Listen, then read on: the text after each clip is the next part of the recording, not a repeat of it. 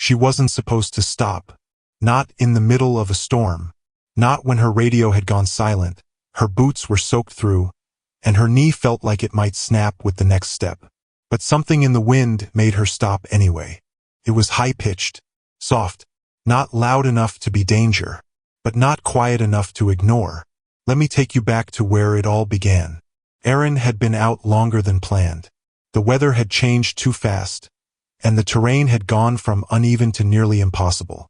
She'd already passed the point of no return when the static in her radio faded to nothing. The line had gone dead. She was alone, but she knew how to survive. She was a medic. Not just any medic, a combat-trained one. The kind that doesn't panic when the wind picks up or when blood soaks through a sock and freezes inside a boot. She had seen worse.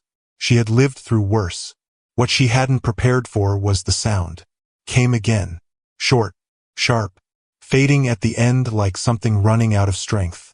She scanned the snow-covered trees. There was nothing ahead, nothing behind. And then, barely visible through the falling snow, she saw it. It looked like a lump at first. Dark, still, but as she got closer, she saw the shape of legs, fur, and something smaller curled tight beside it. It was a wolf, full-grown, dead, eyes open and glassy, and right there, tucked into the curve of its body, was the pup. Tiny, no bigger than a loaf of bread, crying like its whole world had ended, because it had. Erin dropped to her knees without thinking. Her breath caught in her throat. He was trying to bury his face into the mother's fur. But the body was stiff now, cold, long gone. The pup cried again. Not a howl, not a bark, just a broken, helpless sound, the kind that made your chest tighten and your hands move before your brain could catch up. She pulled her gloves off, reached out slowly, spoke without thinking. "You're okay," she whispered. "I've got you." The pup flinched, but he didn't run. He just pressed tighter into the body that no longer protected him. Erin wrapped her scarf around him, tucking him gently against her chest. He was cold to the bone. His breathing was shallow, and he didn't fight her at all. That scared her more than anything. He had already given up. She stood, gritting her teeth against the pain in her leg, and started walking. She had seen a rocky ledge earlier, about half a mile back, low enough to block the wind. She didn't know what else to do, so she aimed for it. One step at a time. Every breath puffed out like smoke. The snow hit her face like sand. But she kept walking, because he was still breathing. By the time she reached shelter, her legs were shaking.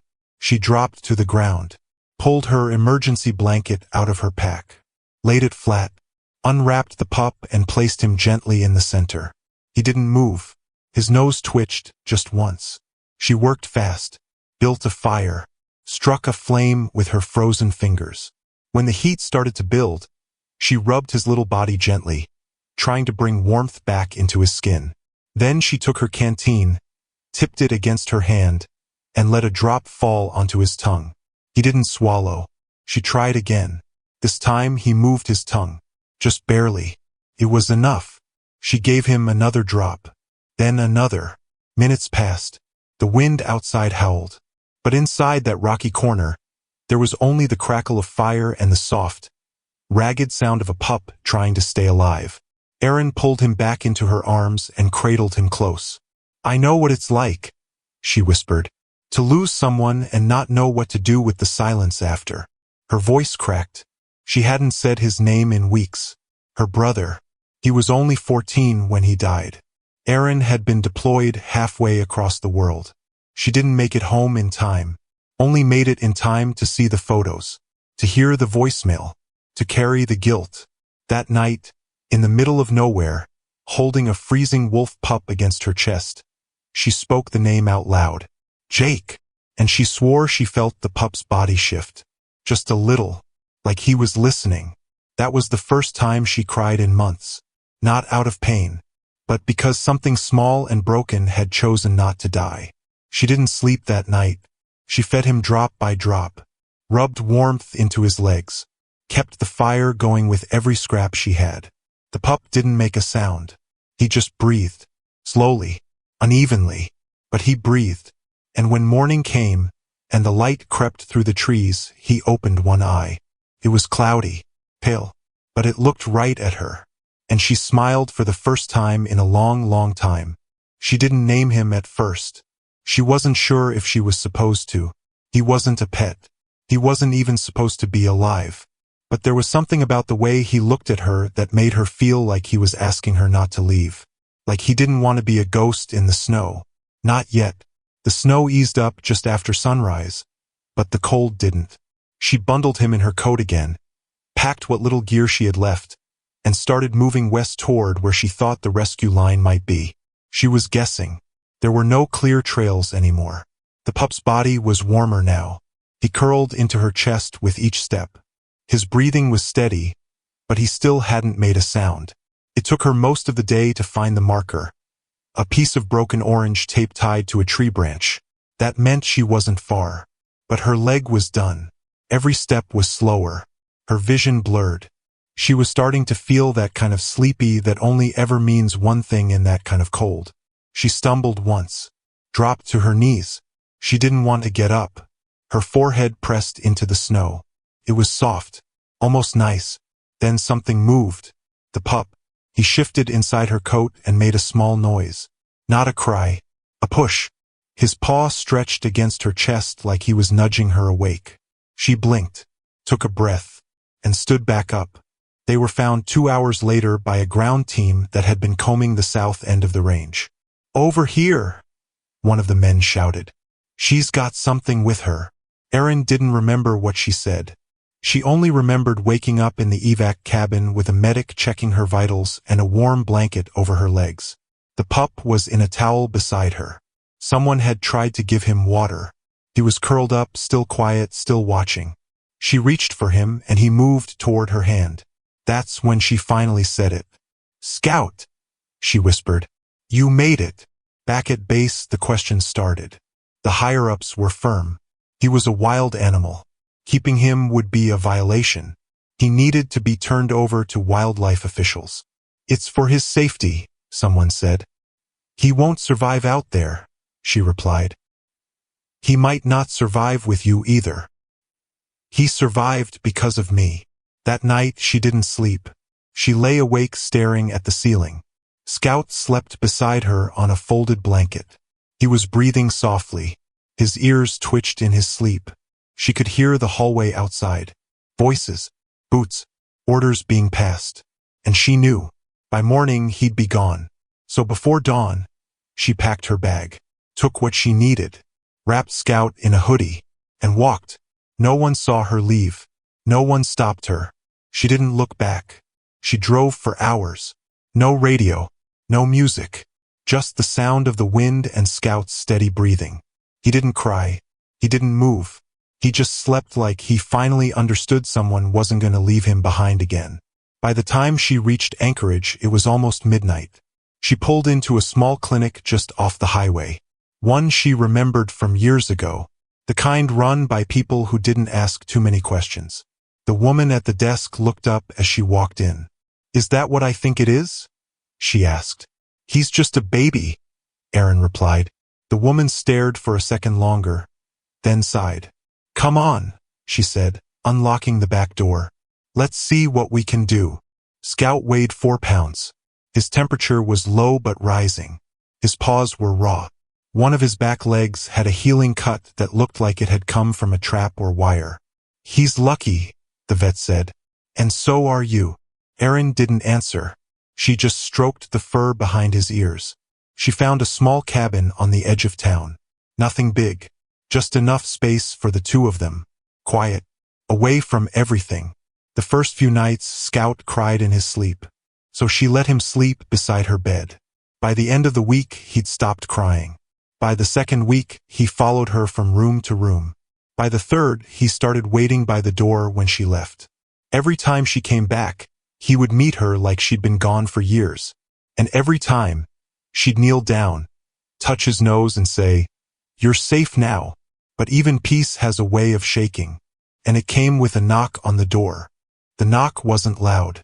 It wasn't angry, just firm, like someone who already knew what they were about to say.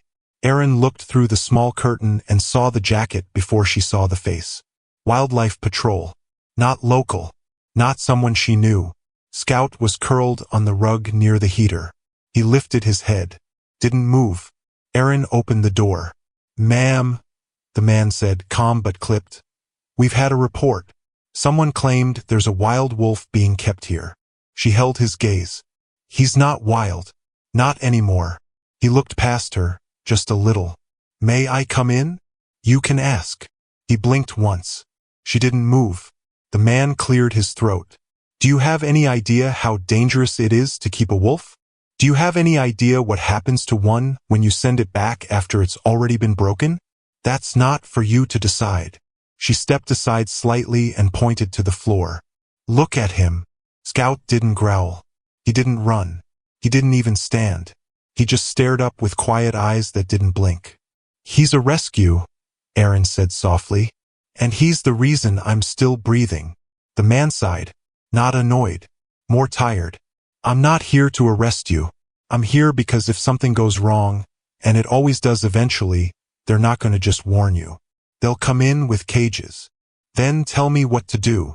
Rehome him, legally, somewhere that can handle him. A sanctuary maybe. He doesn't need a cage. He's a wolf. He'll need more than love." "So did I," she said. "But I made it." He looked at her again. "You've got 30 days. After that, I file the report." Erin nodded once. He turned and walked back to his truck. She closed the door quietly. Scout hadn't moved. She sat beside him and ran a hand along his back. "They don't know you," she whispered.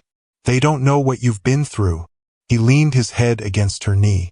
She didn't say another word. Days passed. Then weeks.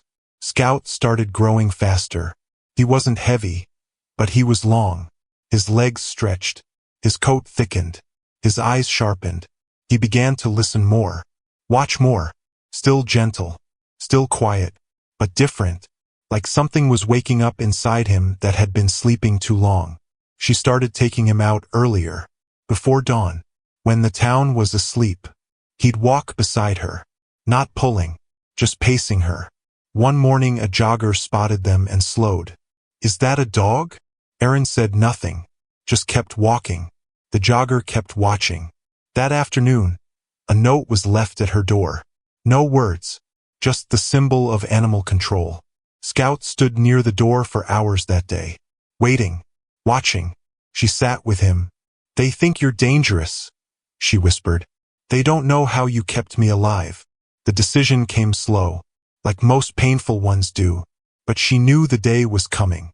She could see it in his shoulders, in the way he looked out the window longer than he used to, in the way the wind made him sit still and listen, like something far off was calling.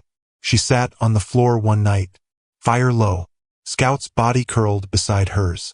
"If I let you go," she said, her voice cracking, "will you remember me?" His eyes blinked once, then again. No sound, no answer, just the heaviness of knowing. She didn't cry, not that night. 3 days later, she drove him into the woods. Not far, but far enough. She opened the back of the truck. He jumped down quietly, stood still, looked back at her. She knelt, held out her hand. He walked over, pressed his forehead against hers, stayed there. Then he turned and walked into the trees. She stayed there until the sun dropped behind the ridge, until the air went cold again, until she couldn't see anything but shadows. Then she got in the truck and drove home alone. That night was the first night she didn't sleep. The silence was too loud, the house too still. The scarf he used to sleep on was still by the heater. She didn't move it. Morning came, no sound, no pause, no breathing beside her bed. The second day was the same. By the fourth day, she couldn't take it. She walked into the woods where she'd left him. "Scout!" she shouted once, then louder. "Scout!" Nothing, only wind. She turned to walk back, then stopped. There beside the tree, a stick, laid carefully, one she knew wasn't there before. She picked it up. It smelled like him. She looked around again. No sight of him. but she smiled for the first time in days. He had come back. He had watched, and he had left something behind. She kept the stick on her windowsill, didn't wash it, didn't move it, just left it there like proof, like a message that didn't need words. Every morning after that, she opened the back door before she made coffee. Quiet, slow, just in case. Most mornings there was nothing, just wind and trees and cold. But on the 7th morning he was there, sitting, waiting, not on the porch, not close, just at the edge of the trees, watching. She didn't move. He didn't either. Then, after a minute, he turned and walked back into the woods. Nothing said, but everything understood. It became a rhythm. Every few days he'd show up, stay just long enough for her to know he was alive, that he remembered, that even out there, something about her still mattered. But then came the night she heard the sound. Not a knock, not even a scratch, just a shuffle, a wait, a breath. She opened the door. Scout was there. But this time he wasn't alone. Beside him stood a smaller pup. Not his, you could tell by the age. But it was weak. Its legs barely held it up. Scout looked at her like he already knew she'd help. She didn't speak. She just stepped back. Scout nudged the pup forward, then waited. She bent down, gently lifted the small body, and brought it inside.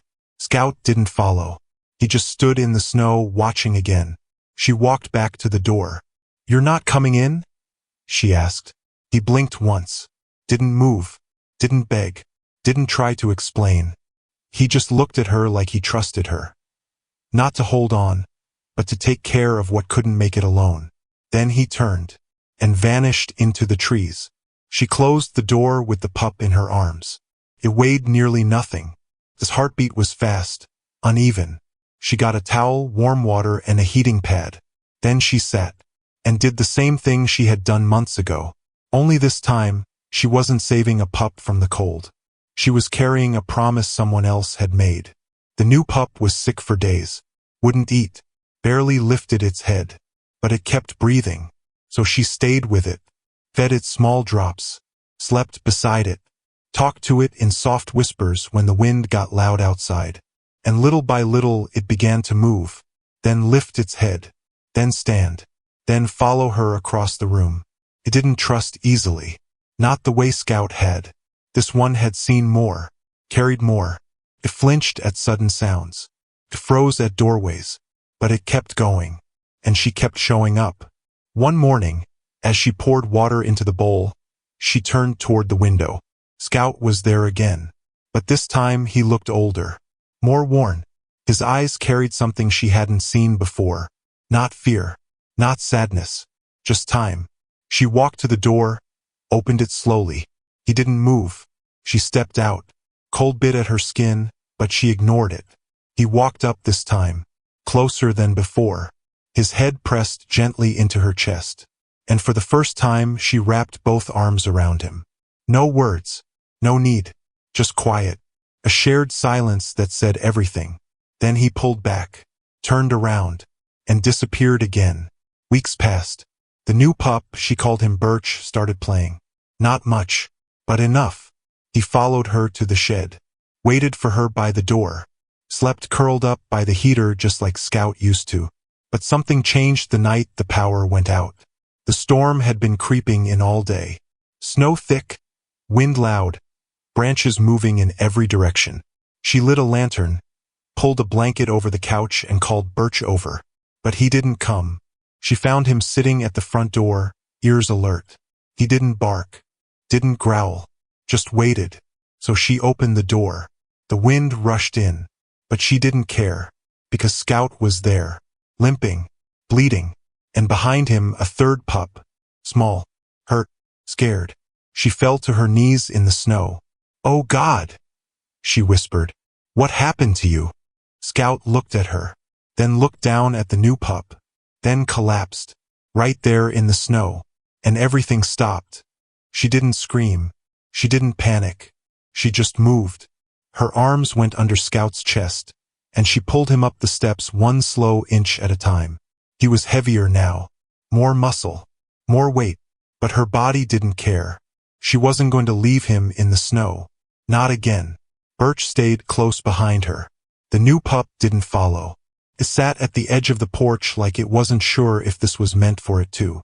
Inside, she laid Scout on the blanket by the heater. His breathing was sharp.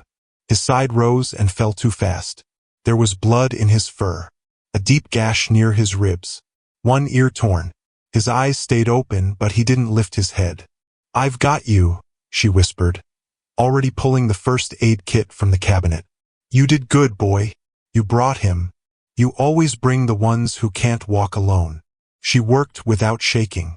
Gloves, saline, thread. It was hard, but not unfamiliar. She'd sewn worse in the field. Human wounds.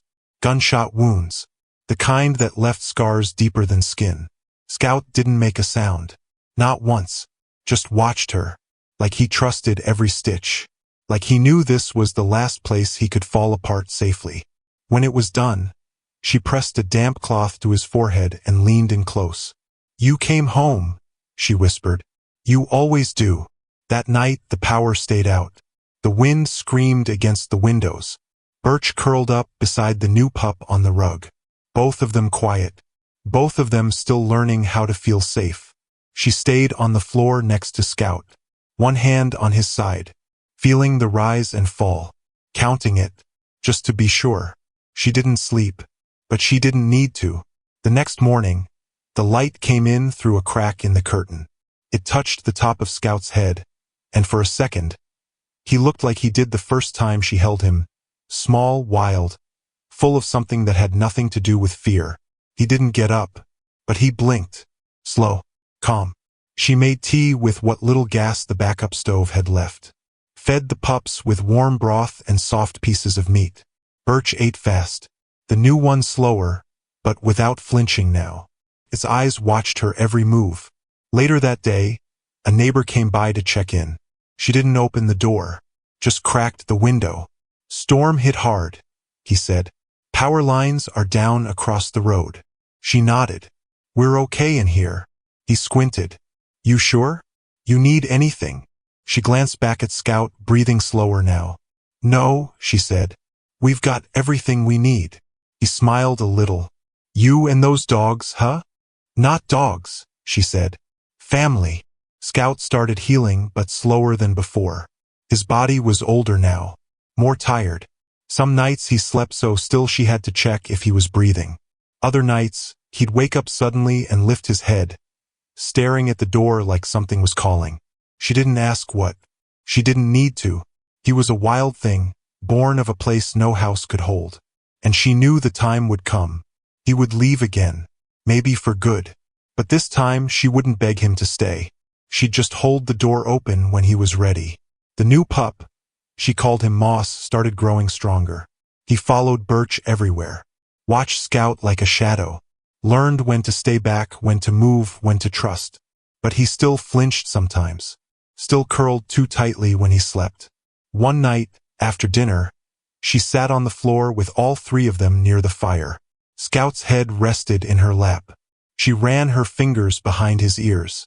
Softly, slowly. "You find the broken ones," she said.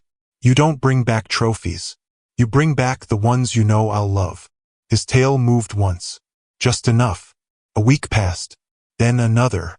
Scout began walking more. Not far. Just to the porch. Then back. But his eyes had that far-off look again. Like the wind was calling louder. She sat with him that night on the steps. The sky was full of stars. Clear. No noise. Just quiet breathing. And time. "If this is goodbye," she whispered, "don't make it a sad one." He turned his head. Touched his nose to her shoulder. Then stood. And walked down the steps. Birch started to follow. She touched his collar gently. "Let him go." Birch sat down. Didn't move. Scout walked to the edge of the trees. Stopped once. Looked back. Then disappeared into the dark. That was the last time she saw him. Not because he vanished, but because he gave her something better than a return. He gave her moss. He gave her birch. He gave her a reason to still open the door every morning. And somewhere deep in the forest, under open skies and cold winds. She knew he was still out there. Not lost, not gone, just wild again, the way he was always meant to be.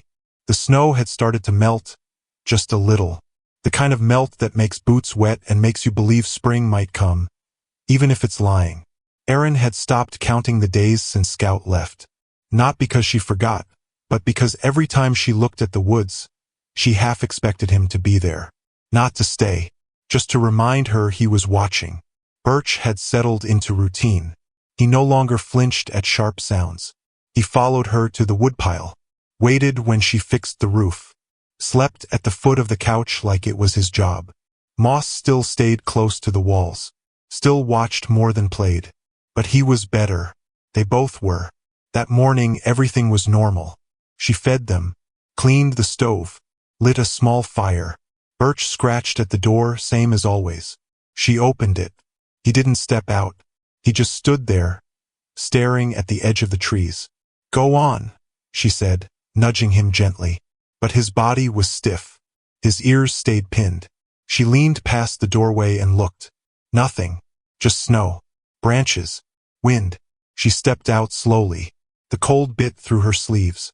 Birch didn't follow, which meant something was wrong. She moved to the edge of the porch. Looked again. Still nothing. Then her eye caught something. Off to the left. Tucked beneath the base of an old stump. A shape. Dark. She stepped into the snow. Crouched low. It was fabric. Her scarf. Not the one she wore now. The one she'd wrapped Scout in the first night she found him. The one that went missing months ago. It was folded. Not dropped. Not torn. Placed. Her hands started to shake. She looked around, slow and careful. The woods were quiet. Not dead. Just holding breath. She picked up the scarf. There was something underneath it. 2 small bones. Laid side by side. Clean. Smooth. Animal. And beside them, pressed into the snow, a paw print. Big. Not Scout's. But familiar. She backed away slowly. Not afraid. But unsettled. She didn't recognize the message. But she knew it was one. Scout had brought her the broken. But this wasn't a pup. This was a warning. She brought the scarf inside. Birch wouldn't stop pacing. Moss stayed curled up under the table. Erin lit the fire again and sat down, staring at the folded cloth in her lap. The bones didn't scare her. What scared her was how clean they were. Like someone or something had laid them with purpose. Not for fear, but for understanding. Scout had never asked for anything in return. Not when he brought Birch. Not when he brought Moss. Not even when he bled out on her porch in the middle of that storm. This time was different. This time he was asking for something. She just didn't know what. Yet, 2 nights passed. Nothing changed. Then, around midnight on the 3rd, she woke up to the sound of movement. Not inside. Outside. Steady. Slow. Not a threat. Not running. She got up. Walked to the window. There, at the edge of the woods, just like before, Scout was standing. But he wasn't alone. 2 others stood behind him. Larger. Darker. Older. Not pups. Wolves. Real ones. Wild. They didn't come closer. They didn't bare teeth. They just watched. Scout's eyes never left hers. And for the first time since she'd let him go, he looked tired. Not from wounds, but from carrying too much. She stepped outside, barefoot in the cold. Scout stepped forward, stopped, then turned, and vanished with the others into the trees. She stood there, frozen. The silence rang louder than any sound. Back inside, she poured water, fed the pups, and stared at the fire. That wasn't just a visit. That was a call. Scout was asking her for help. Not with a pup. Not with shelter. But with whatever lay deeper in that forest. And this time, she wasn't sure she'd come back the same. She waited until morning. Not because she was afraid of the dark. She'd faced worse things in pitch black. But this wasn't about fear. It was about being seen. Scout had come to her openly. That meant whatever waited out there. It needed her to come on purpose. She packed light, water, bandages, a small blade, not to fight, just to have. She left Birch and Moss behind, closed the door gently. Birch scratched once, but didn't bark, like he knew this wasn't his walk to take. She stepped into the woods. No map, no trail, just her memory, and his. She walked for nearly an hour before she saw the first sign. Paw print, slightly deeper than the snow around it. Fresh. She followed. The trees grew thicker the further in she went. Not towering, not dramatic, just tight, like shoulders pressed too close. Her jacket snagged more than once, but she didn't stop. A second print, then a third, then a path. She kept moving. Another hour passed, then another, then something changed. The air shifted, not colder, not louder, just different, like it was holding still to see what she'd do next. She crouched low, listened, then saw it. Carcass, small, fresh, hair maybe, gutted, but not torn, just opened, like it had been placed there, like the bones before. She didn't touch it, just kept walking. Whatever this was, it wasn't a trap. It was a message. She crossed a narrow stream. The ice cracked once but didn't break. Her boots were soaked, but she kept moving. She was deep now, far beyond where most people went. And then, just as the sun dipped behind the ridge, she saw them. 3 wolves, standing, still, watching, not Scout, larger, darker. One had a scar down its jaw. Another had a white ring around one eye. The third was smaller, younger maybe, but just as silent. Erin stopped, raised both hands. No sudden movements. "I'm not here to take," she said softly. "I'm here because he asked me to come." No response, just eyes. Then, from behind the trees, a shape emerged. Scout, not limping anymore, but slower, tired. His fur was marked with new scars, his body thinner. He walked straight to her, stopped a foot away, looked up, then turned his head toward the others, back to her, and then he walked past her, just slightly, and looked over his shoulder. She understood. He wanted her to follow, not just into the woods, but deeper, where no one else had been, where something waited, something only she could face. She followed. Scout didn't look back again. He knew she would come. The other wolves didn't move, just watched her pass. Not hostile, not friendly, just measured, like they were still deciding what kind of human she was. The path narrowed. She ducked under a fallen branch, brushed aside a curtain of dead vines. The air smelled older now, like wet stone and something that had been undisturbed a long time. Scout kept walking. No sound except the soft crunch of her boots behind him. Then the trees opened just slightly and she saw it. A den. Not deep, not wide, but tucked beneath a slope of earth, hidden by rocks and brush, nearly invisible unless you were meant to see it. Scout stopped outside it, waited. She approached slowly. There was movement inside. Then a noise. Not a growl, not a cry, a breath. Then another. She knelt, and what she saw made her mouth go dry. 3 pups. No older than a few weeks. Not Scout's. Not his size. Not his markings. But sick. Weak. One wasn't even standing. Just curled tight, chest fluttering with a shallow breath that looked too thin to last. She didn't speak. Didn't ask questions. Just reached into her pack and pulled out the cloth-wrapped pouch she always kept. Glucose drops, protein strips, bits of meat. She laid it down inch by inch, careful not to move too fast. Scout lay beside the den, eyes on the pups, body low. She looked at him. "You kept them alive this long?" He didn't move, didn't blink, just stayed there like he had been holding his breath for weeks. Alone. She fed the first pup, the strongest. It licked the broth from her fingers. Then the second. Then the third. Tiny ribs, cold pads, eyes barely open. They didn't fight her. They didn't fear her. Like they already knew her touch came from him. She stayed until dusk. Scout didn't leave her side. When the smallest pup began to breathe more evenly, she looked at him again. "You want me to take them?" He blinked. Twice. Slow. She exhaled. Not because she was scared, but because she knew what it meant. Taking them wasn't just feeding them. It was starting over. Again. She reached down, wrapped the smallest in her scarf. Then the second. Then the third. Scout stood. Walked beside her. No leash. No command. Just trust. They didn't speak. They didn't need to. By the time she reached her truck, the stars were out. She opened the back. Laid the pups inside on a thick blanket. Scout didn't jump in. He just stood there, watching. She walked around, knelt in front of him. "You're not coming back this time, are you?" He didn't answer, but his eyes said everything. He stepped forward, pressed his head against her chest one last time. She wrapped her arms around him, held on tighter than she ever had, then let go.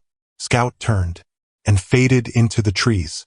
She stood there long after he was gone, then got in the truck, turned the key, and drove home with a heart that felt heavier than it had in months. But not broken, not lost, just full of what he left behind.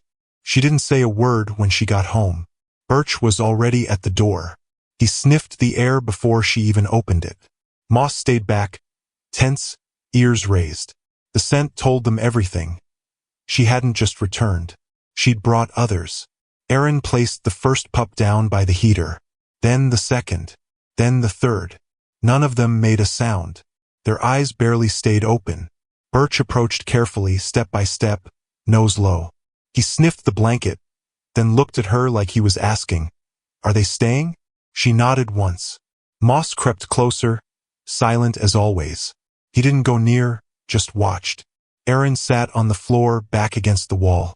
She looked at the three tiny bodies curled on the towel. "This is what he was doing," she said softly.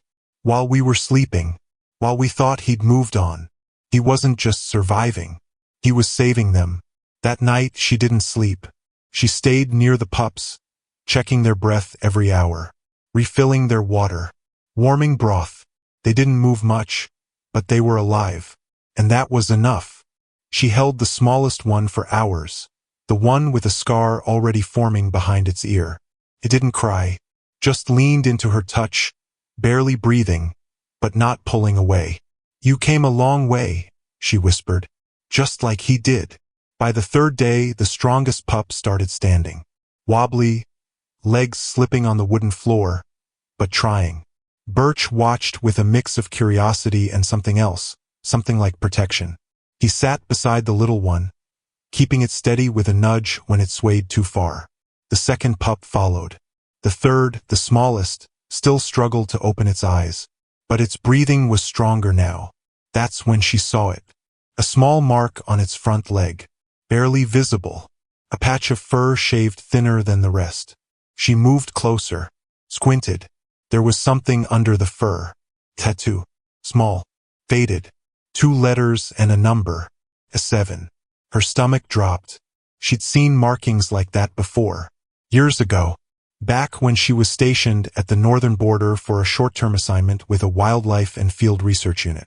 Some agencies didn't tag wild wolves unless they were part of an experimental release. And this mark, S7, wasn't a normal tag. It meant the pup had been born in captivity, then released. 7 wasn't a pup Scout had rescued. It was one of him, product of the same place. She sat back.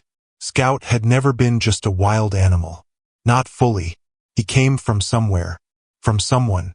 And now, these pups were telling her something else. He hadn't just brought her life. He had brought her a map. She stood up, pulled the drawer open, dug through old folders, papers, and clipped photos until she found the one she was thinking of. A research log from 5 winters ago. She flipped through until her finger stopped on a hand-sketched map. It showed an old facility, shut down after budget cuts, known as Station 7. She'd only heard rumors back then. Wolves bred in small numbers, released into the wild, monitored for behavior. Some said it was science. Others called it cruel. She traced the map with her finger. The area lined up exactly with where Scout had led her. This wasn't just a rescue. This was a return. She couldn't sit still. The room was warm. The pups were safe. Birch had curled up near the couch, and Moss had drifted into sleep. But her chest wouldn't settle. She held the old folder like it still weighed more than paper. The map inside was rough, barely more than a sketch, but it was real.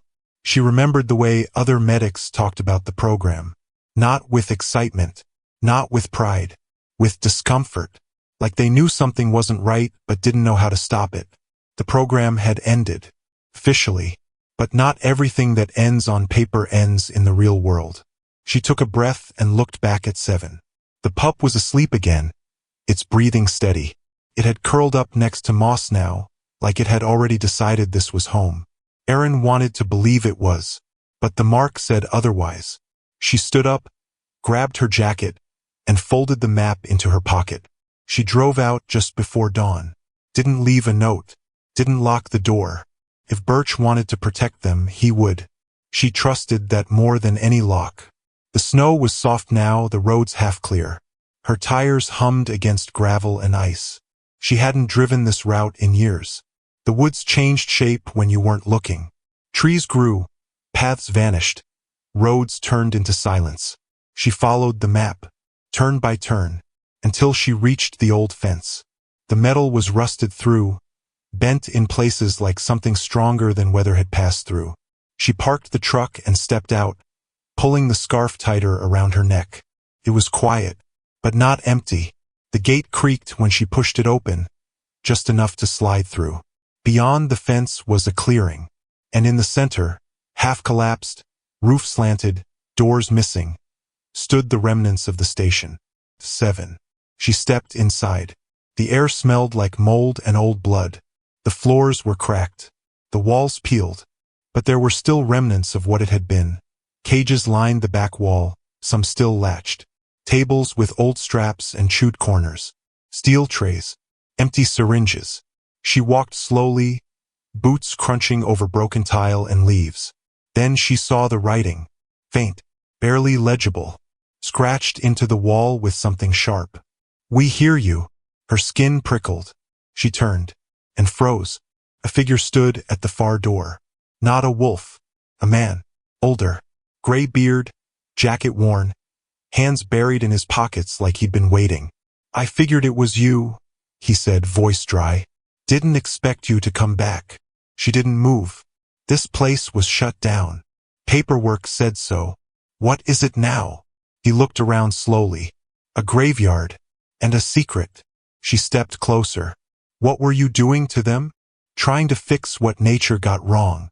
"By locking them in cages?" He didn't answer. She kept walking. "Scout came from here." "I know. You marked him. You raised him. You left him out there alone." "No," he said quietly. "He left us." She stopped. "What?" That wolf broke out. Wouldn't obey. Wouldn't submit. He was the one thing we couldn't bend. Her throat tightened. "He found me." The man looked up. He always had that instinct, to find the ones who were bleeding. She looked back toward the door. "There are others." "Yes," he said. "Not many, but some." "Are they free?" He didn't speak. That was her answer. She walked past him without another word. Out the door. Back through the fence. Back into the cold. She didn't cry. She didn't scream. She just walked. Scout had escaped this place. He had saved himself. And then he spent the rest of his life saving others from what made him. He never looked for revenge. He looked for healing. And now he had passed it on. To her. To Birch. To Moss. To Seven. And maybe to the next ones still waiting to be found. The wind picked up as she reached the truck, but she barely noticed. Her hands were still curled into fists, knuckles white.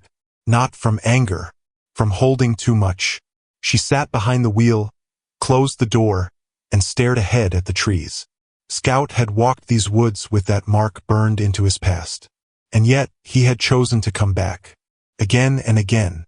Not for revenge, but to bring her what the world kept throwing away. She turned the key. The engine grumbled to life. And for the first time in years, she didn't feel lost. She felt like someone had left her a mission. Back home, Birch met her at the door. Tail low, ears alert. Moss stayed behind, still watching. Seven was curled beside the fire, tiny legs twitching in sleep. She took off her coat, sat down on the rug, and placed a gentle hand on the pup's back. "You came from a place that wanted to control you," she whispered, "and you found your way to the only person who knows how to let you be wild." Her voice shook a little. "But you're not going to carry this alone." That night, Erin pulled out every map she had. Not the satellite ones, the old ones, with creeks and forest trails and paths not even marked anymore. She started circling. Any place where Scout had returned from wounded. Any time he came back with another pup. She looked for patterns, for crossings, and slowly the same small area came into focus.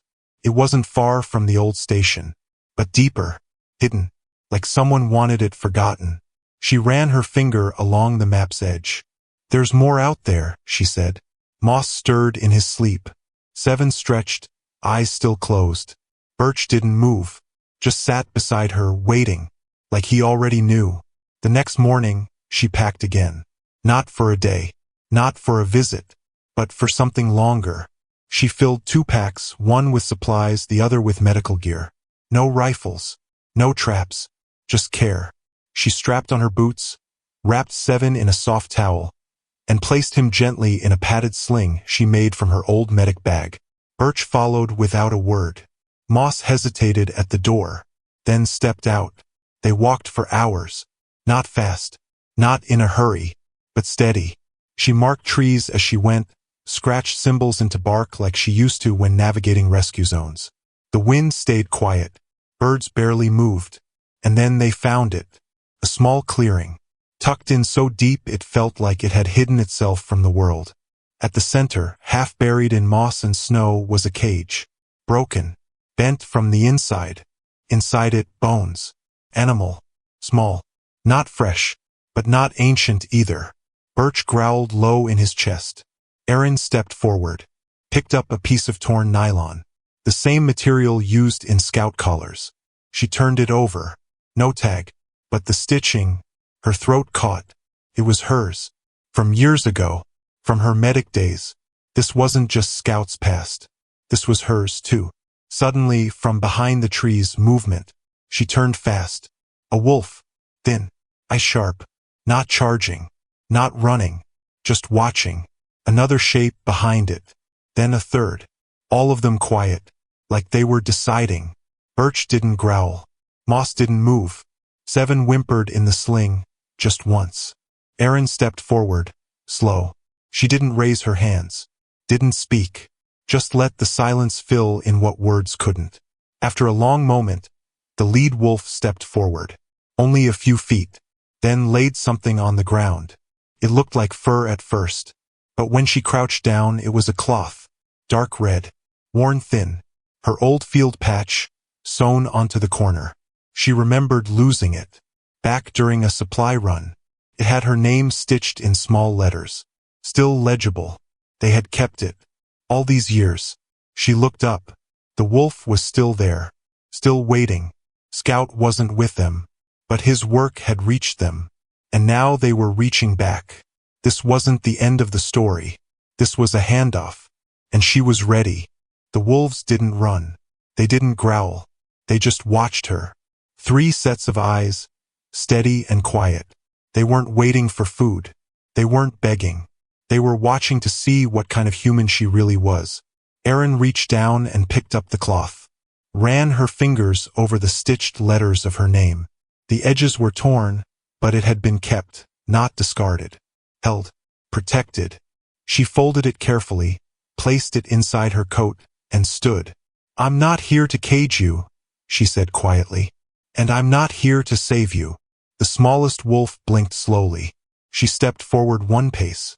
"I'm here to finish what he started." She didn't have to say his name. They knew. That night she didn't go home. She built a fire near the edge of the clearing. Used old stones. Carved a small shelter from deadwood and tarp. Laid the pups in soft cloth beside her. Birch curled around them like a sentry. Moss stayed close, eyes flicking to every sound. And in the trees the wolves remained. Close enough to see. Far enough to choose. It wasn't about control. It was about trust. And trust doesn't come fast. So she waited. And when sleep finally came, it wasn't deep. But it was enough. By morning, the wolves were gone. But something had changed. Near the edge of her camp, someone had left her a trail. Bones stacked in a line, leading into the trees. Not threatening, not messy, just a path. So she followed. Not to capture, not to fix, just to understand. The trail led her to a narrow ridge. On the other side, a drop. And at the bottom, a small field. Overgrown, silent, and built into the wall of the cliff a steel door. Half rusted, half covered by vines and dirt. A second facility. Smaller, hidden, unmarked on any map. She climbed down slowly. The lock was broken, not picked, shattered from the inside. She pushed the door open with both hands. The hallway inside smelled of rust and time. She moved carefully, flashlight sweeping over old crates, a broken chair, the corner of a blanket. And then, carved into the metal wall with a rock or claw, "We are not your subjects." The words were uneven, feral, but clear. She turned and saw something else. An old med bag. Familiar. It had her initials. It was hers. Scout had been here. He hadn't just escaped once. He had come back, broken in, freed the others, and left this behind. Not for anyone. For her. She stood there for a long time. No fear. No confusion. Just understanding. Scout wasn't just a survivor. He was a liberator. And what he couldn't finish, what he couldn't speak, he trusted her to carry. When she came back up from the ridge, the wolves were waiting at the edge of the tree line again. They didn't step back. They didn't hide. One of them, the smallest, moved forward and brushed against her leg. Just once. Like a beginning. Birch stayed quiet. Moss sat down. And the pup in her sling opened its eyes for the first time, looking up at her like it already knew. This was home now. Not just the cabin. Not just the forest. But her. She didn't speak. Didn't smile. Just nodded once, letting the moment settle. Then turned toward the trees. Toward the trail that led not away, but deeper in. Where more would come. Where more would need her. Where the story would keep going long after Scout was gone. She didn't need to plan it. It just started happening. Paw print here. A low whimper one night. A shadow on the trail that vanished before she could see it clearly. One by one, the forest sent them. The broken. The starving. The ones that weren't strong enough to survive alone, but somehow still made it far enough to find her. And she never asked how they knew. She didn't have to. Scout had made her a part of the woods. She rebuilt the back shed. Not into a clinic. Just into something warm. Thick blankets. Dry floors. A small stove. That's all they needed. She worked slow. She didn't cut down trees. Just used what had already fallen. She made the door wide enough for wolves. No hinges. Just a curtain of old cloth and thick ropes that swayed in the wind. Birch watched her work. Sometimes he helped, carrying a stick, pulling a towel from the porch. Other times he just sat nearby, keeping guard. Moss, as always, stayed quiet. But Seven, the smallest pup, had started growing. Fast. Too fast. It wasn't just size. It was memory.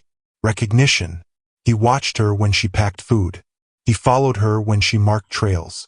And sometimes, when the air grew still and the fire popped too loud, he would crawl up beside her and whine. Not like a cry for help.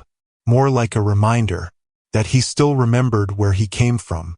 By the time the fifth wolf appeared, limping, fur matted with dried blood, Erin didn't flinch. She didn't panic. She didn't even speak. She just stepped out with warm water, bandages, and a soft towel and waited. The wolf stared at her for a long time, then laid down. She didn't ask where it had come from. Just cleaned the wounds, stitched the worst gash, and sat with it until its breathing slowed. By morning it was gone, but the towel was still there, folded, just like Scout used to leave things. Then 2 weeks later the knock came, not on the door, on the gate, the front one, the one no wolf ever touched. She froze. Only humans used the gate. She stepped out slowly, didn't show fear, but kept her hand close to the blade in her boot. The figure on the other side was tall, broad shoulders, black jacket. He wore gloves, but not because of the cold. He was clean. Too clean for someone who belonged this deep in the forest. "Are you Erin Wells?" he asked. His voice was smooth, practiced. She didn't answer right away. "Who's asking?" He smiled, but not with his eyes. "Someone looking for an animal. A lost pup, marked S7. Her chest tightened. She stepped closer, just enough to see his face. "I don't know what you're talking about." "I think you do," he said calmly. "We've been tracking the signal for days." She didn't reply. He looked past her toward the cabin. "We just want the animal. That's all. Quick and clean." "I'm sure you do," she said. He tilted his head. "You were one of us once, Erin. Back when this was just a test zone. You remember what they're for." "They're not for anything," she said. "They're not machines. They're not data." He gave a long sigh, like someone tired of being polite. "Don't make this harder than it needs to be." Her hand moved to the knife at her ankle. "Leave. We will. With the pup." She stared at him. "Last warning. I don't take orders from medics. You do now." And before he could answer, a low growl came from the trees. He turned. Birch was already behind him. Moss stepped out next. Then two more wolves. Silent. Still. Not attacking. Just watching. The man froze. "You call them?" She didn't answer. "They're wild animals. They won't protect you." He took a step forward. Birch took two. The growl got louder. Moss crouched low. The man stopped. "This isn't over," he said. "It is for you." He turned and walked. Fast. But not fast enough to hide the way his hands started to shake. She watched him vanish through the trees. Then turned. The wolves didn't follow. They didn't need to. The message had already been sent. 7 was safe. And now, so were the rest. That night she didn't sleep. She sat by the fire with the maps spread out again. Not the ones of forests and rivers, but the ones in her memory. The way they used to speak in briefings. The way they used to label the wolves. Not by name, by number, behavior type, failure rate, reprogramming success. None of it felt real back then. Now it did. Because they were coming to take something back that never belonged to them in the first place. The next morning, she started preparing. Not to fight, to protect. She built signal blocks, old tech, easy enough to set up. Hidden beneath stones. Buried beneath ash piles. Anything to confuse the trackers. She moved 7 and the others further into the trees. Not alone. Birch stayed with them. Moss circled the perimeter like it was the only job he'd ever known. The other wolves came and went. Not with commands, but with purpose. As if the whole forest had silently agreed to guard what Scout left behind.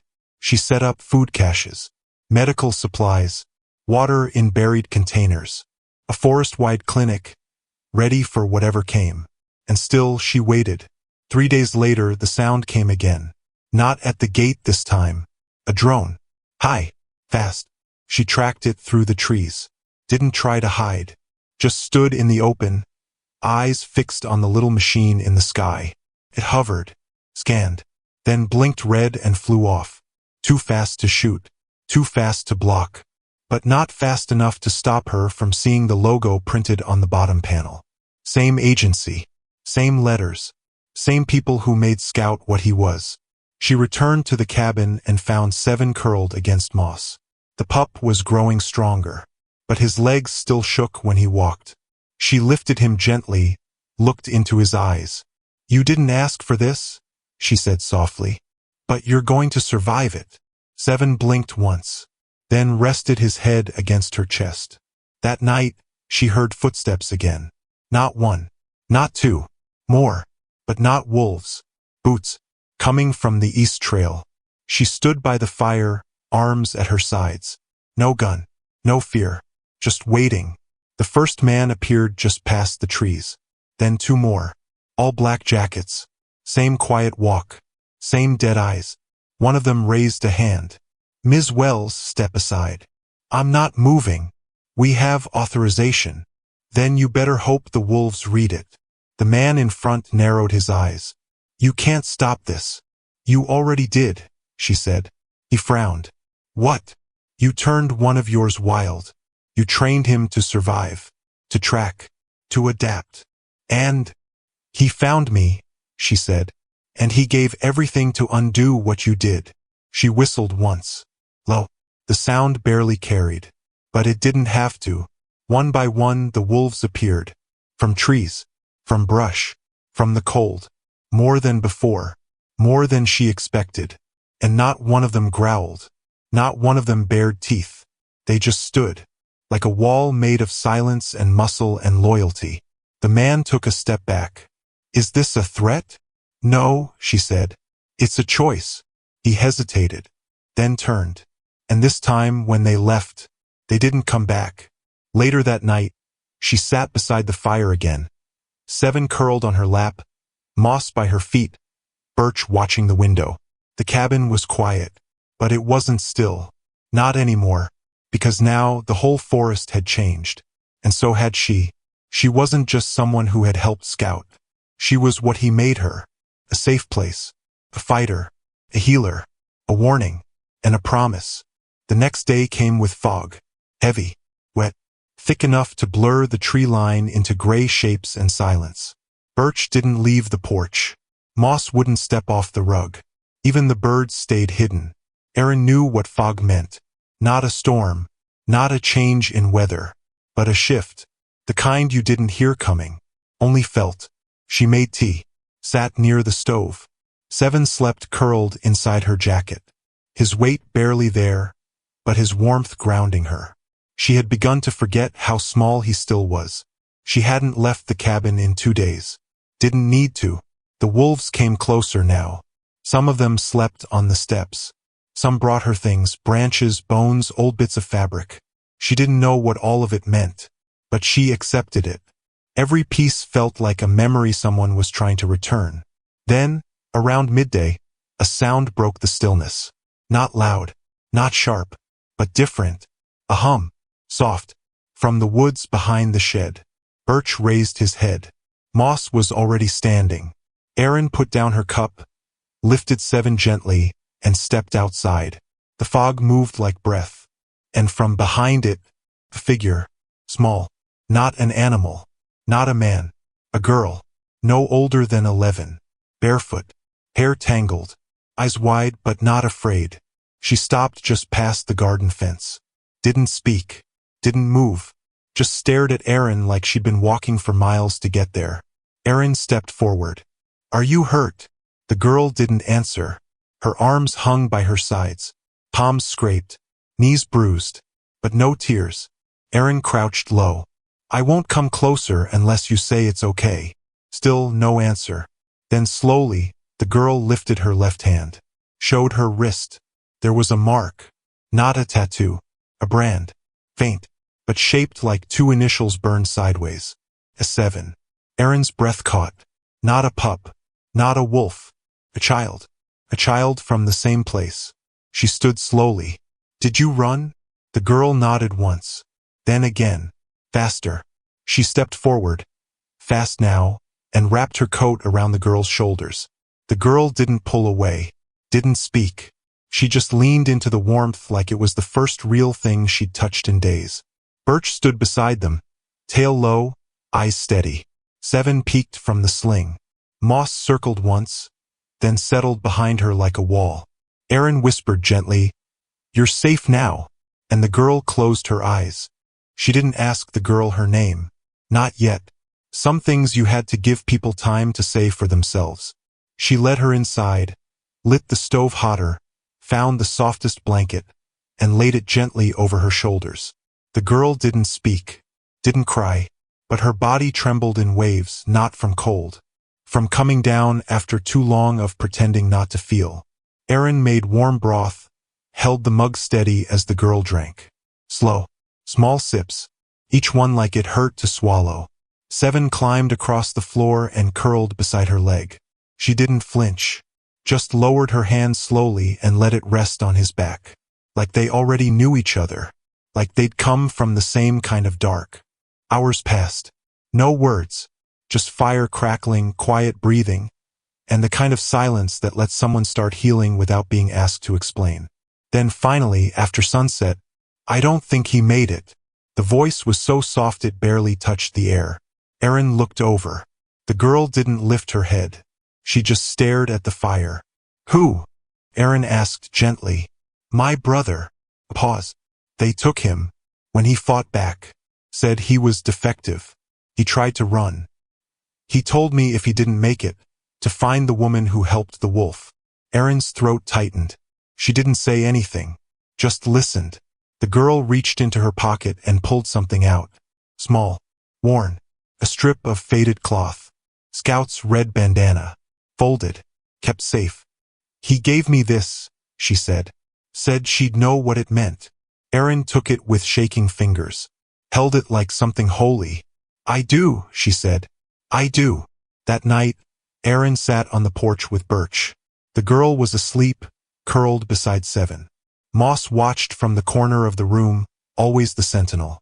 Erin didn't cry, not because she wasn't broken, but because this kind of pain didn't leave through tears. It stayed, turned into something stronger. She looked at the sky. Scout had found that girl, protected her, trusted her with the last thing he carried. And now Erin knew what came next. She couldn't just wait anymore. Not for them to show up again. Not for more broken things to crawl out of the woods and fall at her door. It was time to go back. Not to rescue, to expose. The facility wasn't just making wolves. It had started making people. And this girl, quiet, gentle, brave, was proof.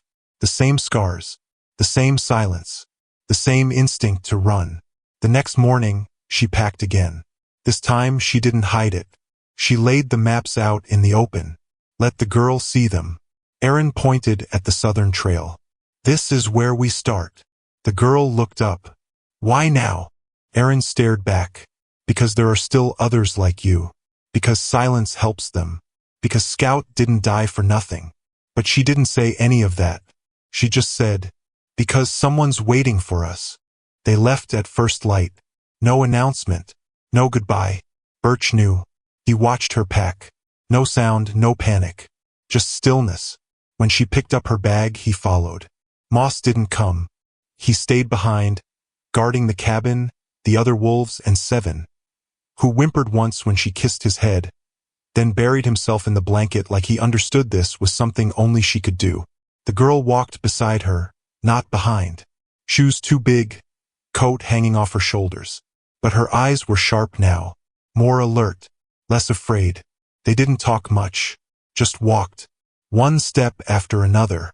The trees were heavy with frost, but the path held. It was Scout's trail, his last one, the one she'd never had the nerve to follow. Until now. By midday they reached the clearing, the same place Scout had first brought her when he returned. The den was empty now, the earth frozen where the pups had once laid. The girl stepped forward and knelt, placed a hand on the soil. "He came here," she said. "I remember the scent. He used to sleep with his back to us, always between us and the wall." Erin crouched beside her. "He protected you." "No," the girl said. "He taught us how to protect each other." They camped by the stream that night. No fire, just a lamp and the soft sounds of Birch pacing the edge. The girl pulled a folded map from her pocket. Not one Erin had seen before. "What's that?" Erin asked. "I drew it," the girl whispered. "From memory." She laid it flat. It wasn't perfect, but the markings, the angles, they lined up. An area just west of the ridge, past where the S7 station had fallen. A place labeled only with 2 letters, EC. Erin stared at it. "You think that's where they took your brother?" The girl nodded. Erin traced the lines with her finger. "I never even knew this existed. They didn't want you to." They reached the ridge by morning. Fog still hung low, but the sun was fighting through. Erin checked her compass. The path bent around the cliff. A drop too steep to climb, but narrow enough to edge across. The girl didn't hesitate. Neither did Birch. They moved quiet, like they already knew what was waiting wouldn't be loud. On the far side of the cliff, the forest opened into a wide flat stretch. Empty. Dead leaves. No birds. And just ahead, built low into the base of a hill, a metal hatch. No signs. No guards. Just quiet. Erin stepped forward and touched the handle. It was cold. But it moved. Unlocked. She looked at the girl. Are you ready? The girl didn't flinch. Scout came here once. I remember his eyes when he came back. Like he'd seen something no one should. Erin nodded once.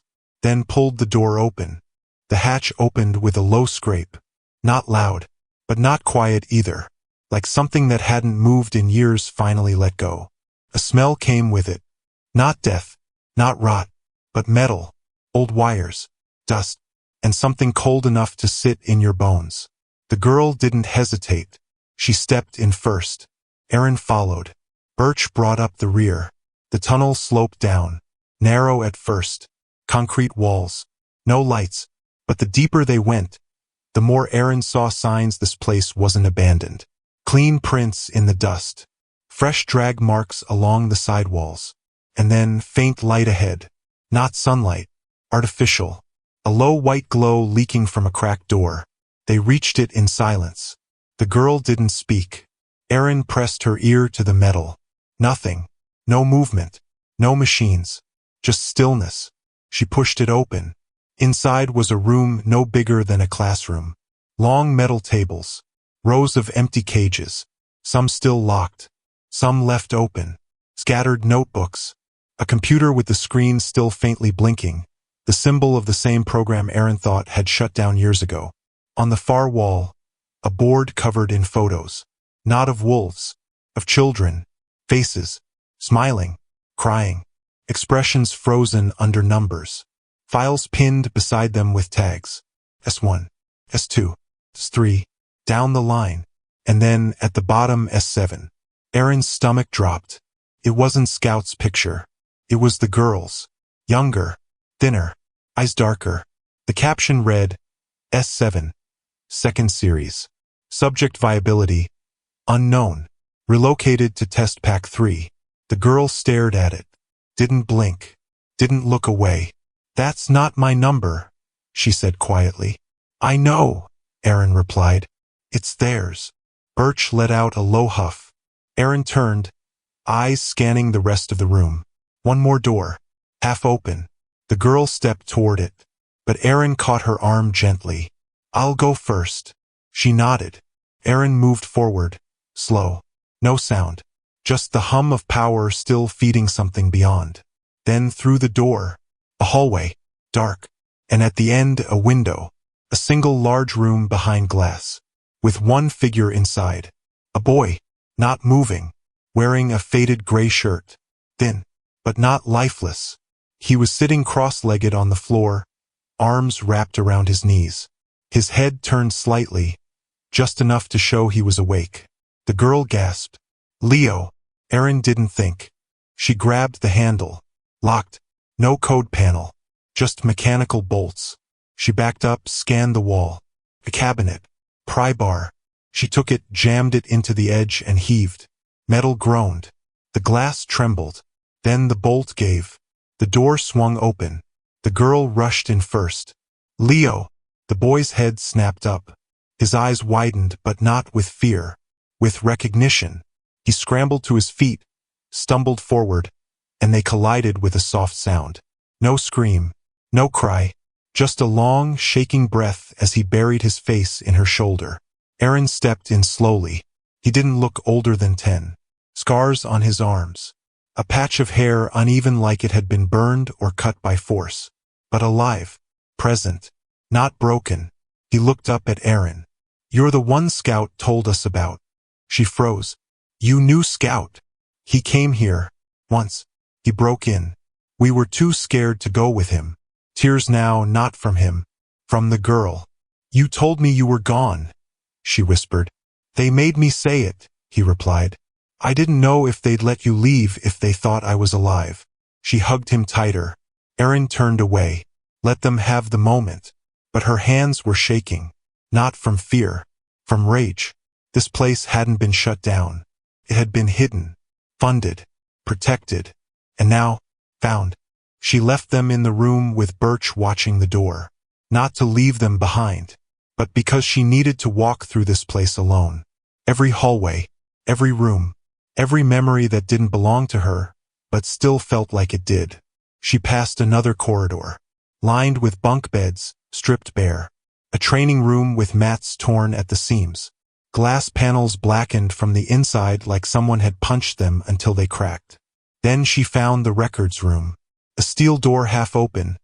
Paper scattered like someone tried to burn them but gave up halfway through. She knelt and picked one up. A subject file. S017. Species. Canis lupus. Classification. High-risk behavioral subject. Common name, Scout. Notes. Repeated failure to recondition. Exhibits non-hostile but unmanageable independence. Displays unnatural attachment to non-test humans. Escaped containment. Believed terminated. Her jaw tightened. She turned the page. There were photos. One of him younger, eyes brighter, leaner. The red bandana still tied around his neck like someone tried to soften what they'd done to him. Another page. SE017. Final entry. Unfit for reprogramming. Subject has formed behavioral bonds inconsistent with directives. Marked for disposal. Termination unsuccessful. Evaded response team. Suspected to have destroyed tracking collar. No further contact.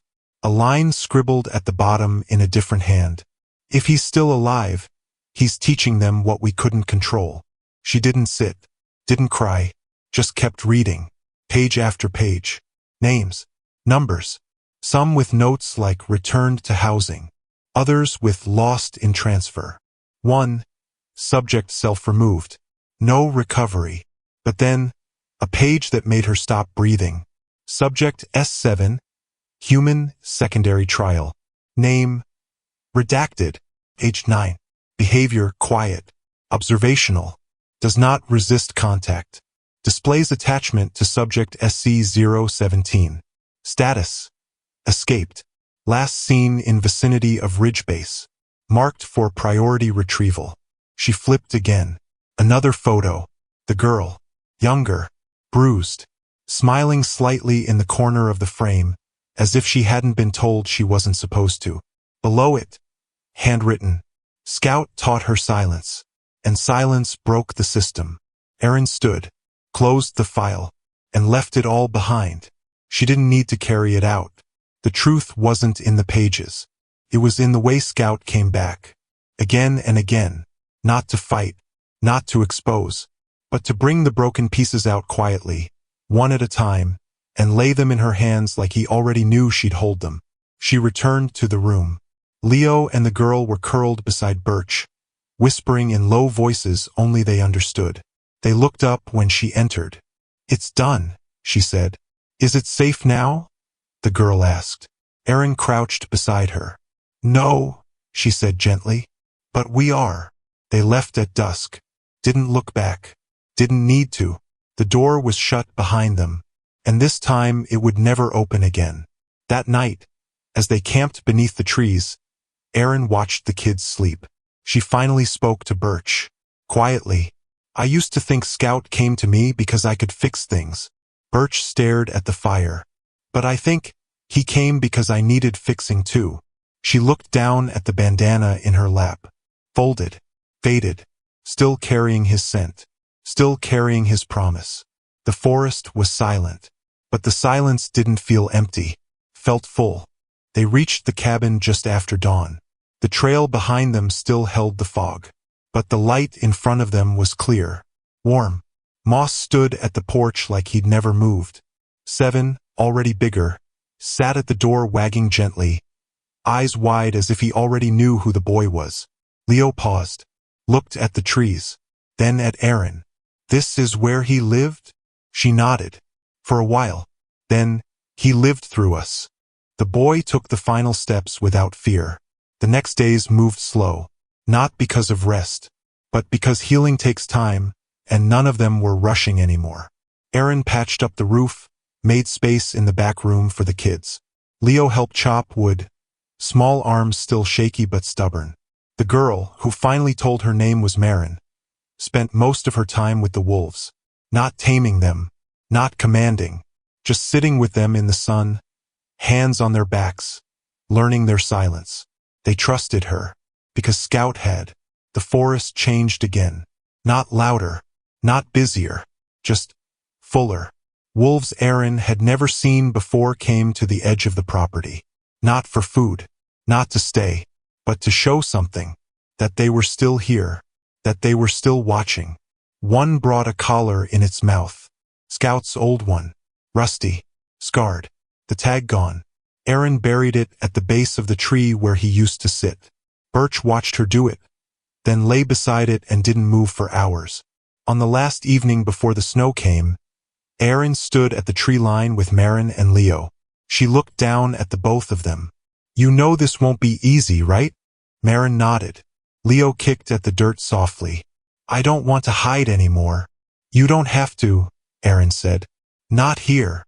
They turned back toward the cabin. The windows glowed. Warm. Alive.